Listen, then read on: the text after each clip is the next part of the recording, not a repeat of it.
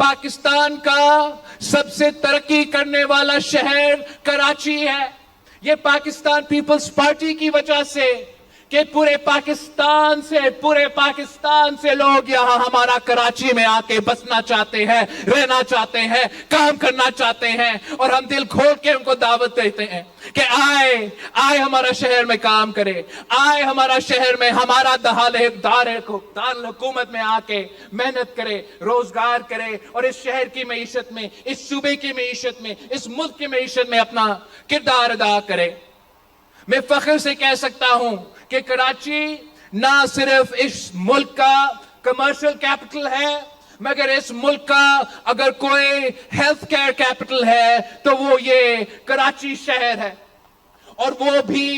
آپ کی Pakistan Peoples party کی حکومت کی وجہ سے. ہم نے اس کراچی شہر کو NICVD کا جو ادارہ ہے, جو ہاسپٹل ہے, وہ 18th امینڈمنٹ کے بعد آپ کو یہ ذمہ داری ملی کہ اس تاریخی ہاسپٹل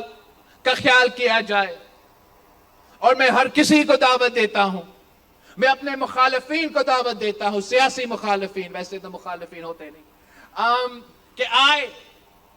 حساب کرے کہ وہ NICVD کا حال 18ویں ترمیم کا پہلے کیا تھا اور 18ویں ترمیم کے بعد کیا بنا. یہ دنیا کا سب سے بڑا مفت علاج کا ادارہ بن چکا ہے, اور یہ ادارہ اس شہر کا ایک ٹکڑا تک محدود نہیں رہا. اس ادارہ کا جال ہم نے اس پورا شہر میں, اس پورا صوبہ میں پھیلایا ہے